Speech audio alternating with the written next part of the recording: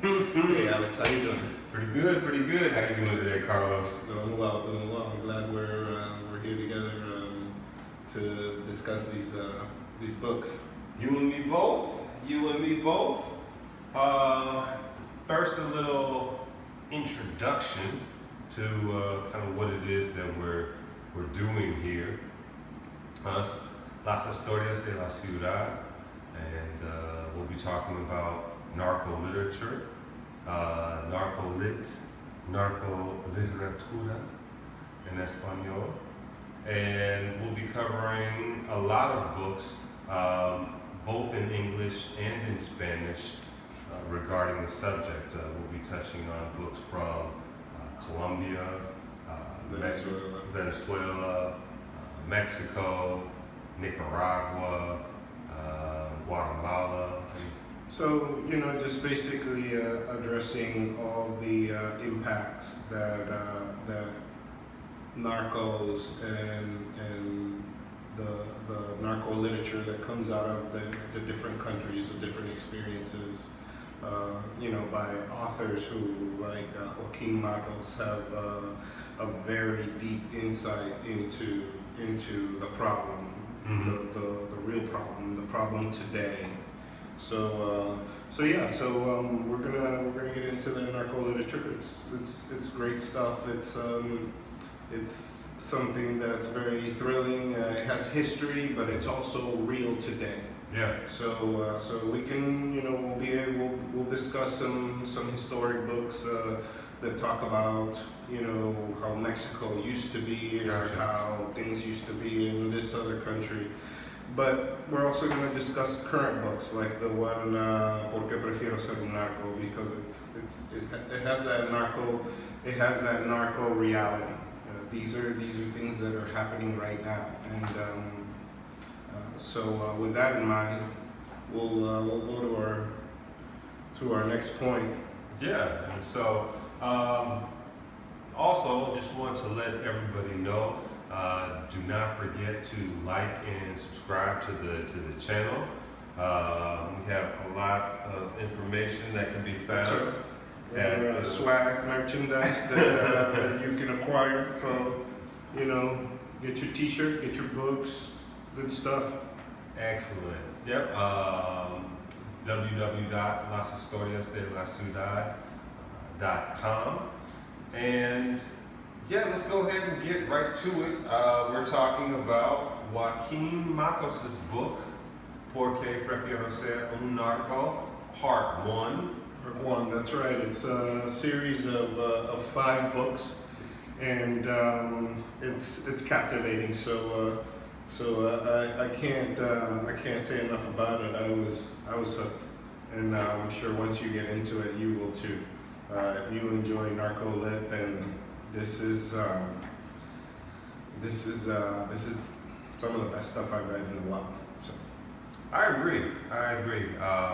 Big fans of Joaquin Matos and the book and the series of books that he's written here.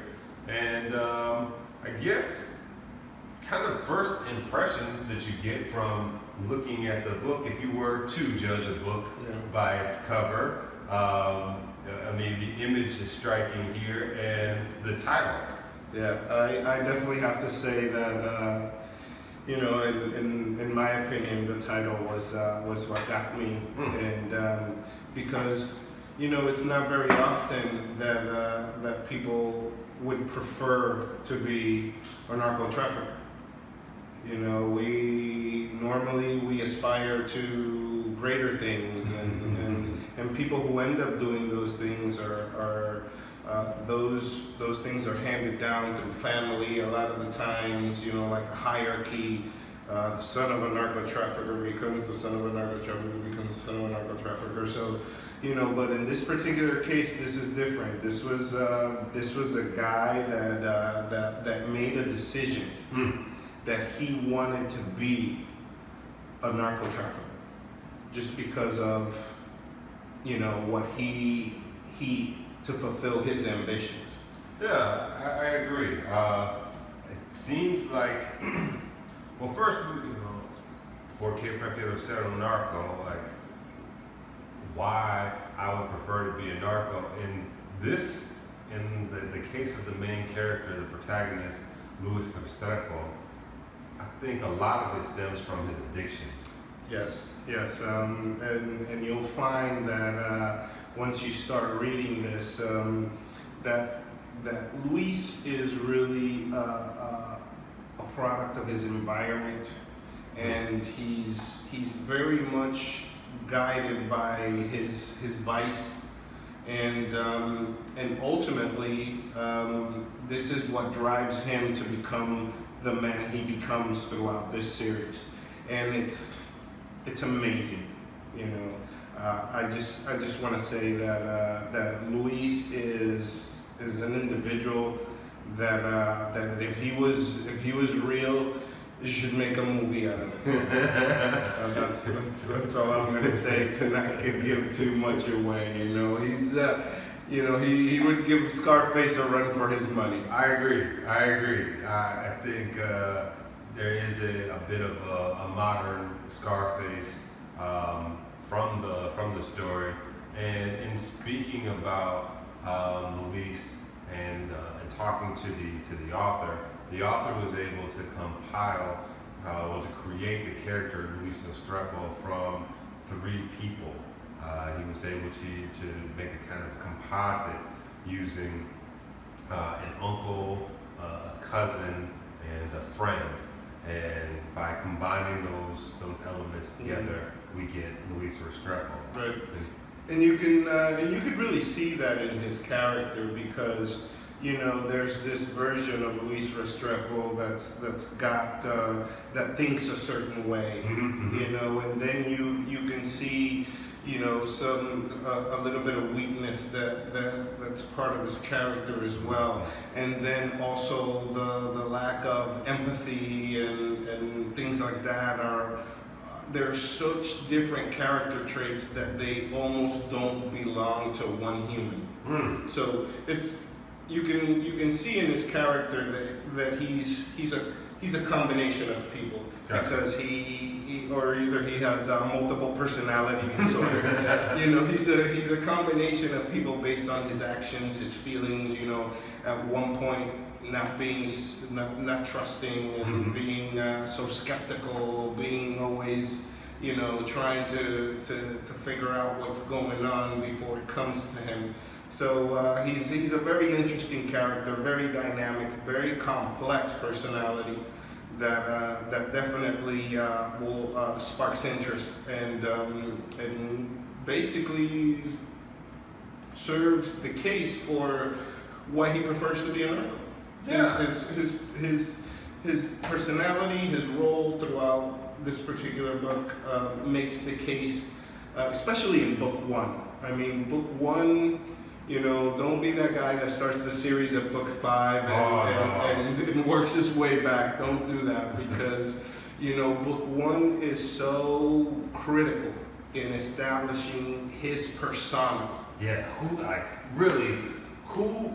is Luis Restrepo is clearly identified from book 1. Like you get the sense of who he is, his character and his personality immediately from the opening scene. We have a real good taste of who this man is and what he's about, what he cares about. I mean, if you had to kind of list his priorities, it would seem like getting high, and then his family. Yeah.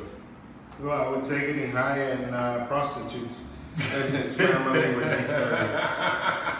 Yeah, unfortunately. So, but you know, with that in point, we want to move on and really identify the fact that Luis Restrepo is a product of his environment. Talk about it. The situation in Venezuela is deteriorating every day. The social, economic, and political climate in Venezuela it's ripe for driving people to the point where they become Luis Restrepos. Yeah. You know, the need for basic things, the huge divide that exists between those that have and have not in Venezuela is taking people to the brink where they will put their life on the line and that of their loved ones to be able to get the financial wealth that will provide them a better life. And not even just the financial wealth, we're talking about basic necessities. Each of the books has a glossary in the back because the characters don't necessarily use Spanish from the academy. And one of the words that I learned was bachillero. Like I had no idea what a bachillero was prior to reading the books, and that idea that you've got a middleman, somebody that goes out and acquires goods, and we're talking again basic necessities: toilet paper, butter, oil, milk, rice. The situation in Venezuela is definitely the main factor, and it's all throughout the book. And there's hints in there about political affiliations to people and how those you can benefit from those, and how he despises those people because they're parasites who are leeching on to the government for subsistence. And that's another thing that the situation in Venezuela causes. It divides people. You're either with the government or against the government, and if you're against the government, then you're pursued as a dissenter. So the situation in Venezuela is definitely what creates his character and who he is, and the new rules that he begins to live by when he makes this choice. And there's a critical moment in the book, and I think we talked about that off camera, where something happens to Luis that totally changes him, and he becomes who is Luis Restrepo. Yeah. There is a point, and it's early in the first book where Luis becomes a changed man, and it's almost instant. And it's a situation where many other individuals, many other people would have probably chosen to go another way, or even the right path. Yeah. As opposed to the wrong path, which Luis seems to choose. Yeah, time and time again throughout the series of 5 books. And he goes quite wholeheartedly. Yes. Into This is textbook narco. This is narco 101. Right. For those aspiring narcos. And to that point, I mean, if you are an aspiring narco, let me let you in on a little secret. It doesn't end well. Yeah. He definitely prefers to become a narco, and he suffers the same fate that a lot of those that have. But he, it's interesting, and not to give it away, you got to give him a read because he's worth the time that he lasted. Let's just put it that way. Yeah, it is, because it's a wild ride. Yeah, it is a wild ride. It's a wild ride that you're not going to want to miss. And speaking of wild rides, the way this reads is that you're right next to him when all this is happening. You feel what he feels. Definitely. You can feel the tension. You can feel the adrenaline, the fear, the bravery, everything that he feels. Joaquin Matos captures it in an excellent fashion, and he makes you live through it, through how articulate he is in describing this character. Most definitely. The idea that you're riding on the shoulder, or you're sitting on the shoulder, and there are times when we get inside Luis's head and we hear what he hears, and we get an idea of kind of what he's thinking at any given given moment, and that really provides that insight into the character and the motivations. The fact that he gets into some extreme and wild situation only makes it more interesting because, one, most people aren't living this lifestyle. Yes. And two, they don't have that experience. And three, you're in that experience on the shoulder of somebody that's actually living it, and the way it's described, it really puts you in the middle of the action without you having to risk your life. Exactly. So, in thinking about this, I would say if you were to ask me who my favorite, because there's many characters in this book, and Luis obviously is the main character, but there are many other characters that facilitate a lot of things for him. A lot of crucial characters that have a small role but with a big significance. But if you were to ask me who my favorite character was, I would have to say it's Luis Restrepo. Really? Yeah, because the transformation that this man makes, the decision that he makes, the gambles that he makes, he's rolling the dice Every time. every single time, and the fortitude that you have to be able to make that choice every single time is admirable.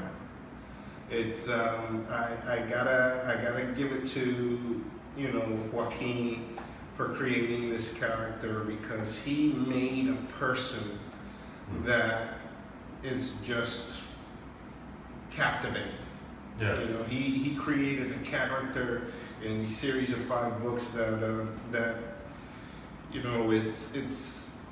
it's so easy to be able to relate to him because of what's happening in Venezuela. Mm-hmm. It's so easy to hate him because of the things that he's doing, but you can't help to feel for the guy just a little bit.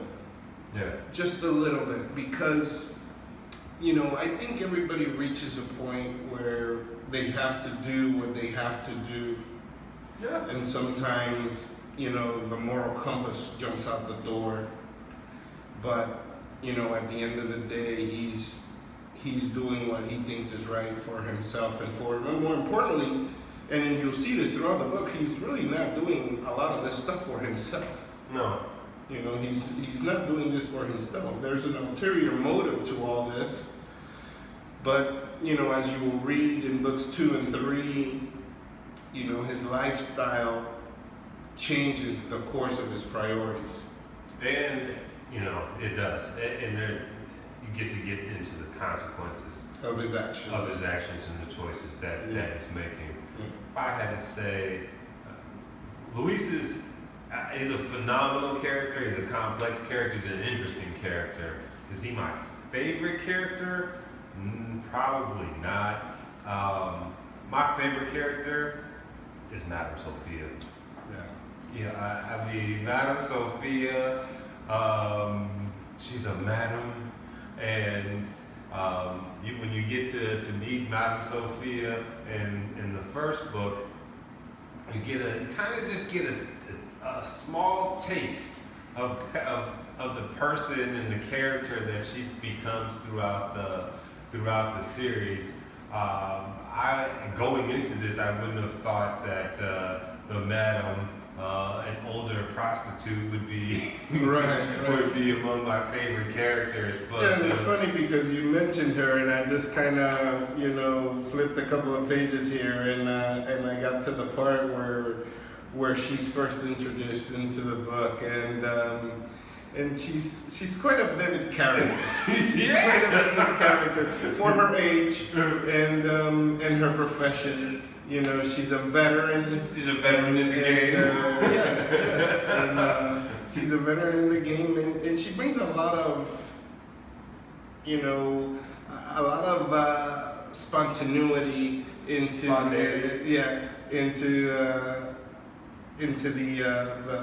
the scene, so into the book. So I think that Madame Sophia is a good character for because she adds a lot to the book, and there's more Madame Sophia to come, you know, and there's a surprise in there. I think it's in book 4 maybe or 5 where. Yeah, I think book 4. Book 4 that you get a little more of what really happened. What really happened, Yeah. but. Yeah, I'm a fan of Madame Sophia, and she's funny. The fact that she's a local celebrity, Mm-hmm. you know, like everybody, you know, in town seems to know. That's the place to go. Madame Sophia and her brothel. So, all right. So, obviously, you enjoyed the book and the whole series. Why would you recommend this book to someone? Well, I think that there's one thing that we need to, when we look at narco literature, we have 2 types of books. Okay. We have the books that are compilations of past events, you know, the godfathers of narco trafficking, the Escobar books, the cartel books from Colombia, you know, the books from what happened in the 80s, in the 90s, the big shift in trafficking trends from the Caribbean to the Central American corridor. We have all that narco lit, all that historical narco lit. You know, we have all that. And then we have this. This is today. This could be tomorrow. Yeah. Where this guy begins his, you know, his venture as a narco.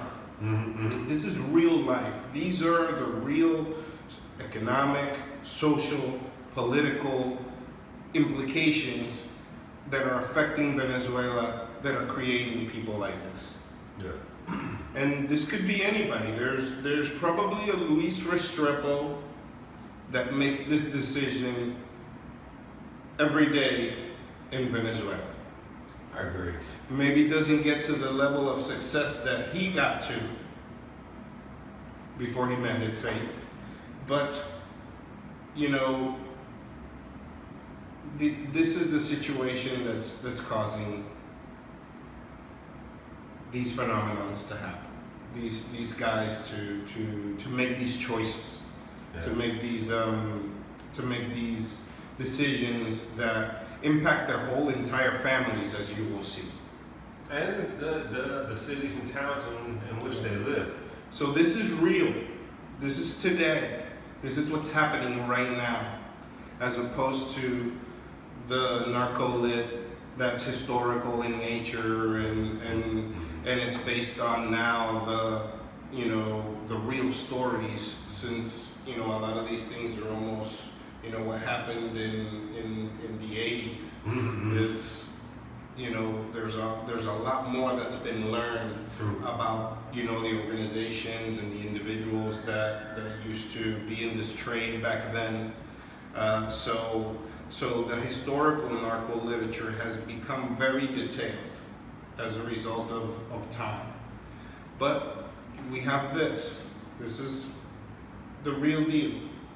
This is what's happening now.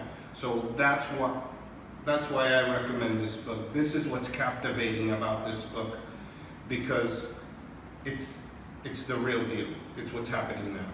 And that narco lit and Joaquin Matos' ability to describe it in such awesome detail makes for an amazing read. And I can't say enough. 1, 2, 3, 4, and 5. These books are short and sweet. Yeah. And they'll leave you wanting to come back to historias de la ciudad to hear more, to read more. We have a lot more narco lit on there, and we're gonna be reviewing these books on a weekly basis. On a weekly basis. And just to give you more insight and hopefully get you to get into some more books. Get into some more books, into narco lit. All right. So what do you think, Alex? Sounds good. The only thing that I would add is that as of now, books 1, 2, and 3 of this series do have an audio book that goes along. Juan Carlos Pinero is an actor from Venezuela who does a phenomenal job of recreating the characters. It's amazing that it's one person as the narrator, but he's able to really immerse himself and create all of these separate characters so that when you're listening to the audio book, you get the sense that you're hearing from 5, 6, 7 different people as opposed to one voice. And with that, I invite you to lashistoriasdelaciudad.com, and we'll have more information in the links below. And once again, we invite you to like and subscribe. All right, peace.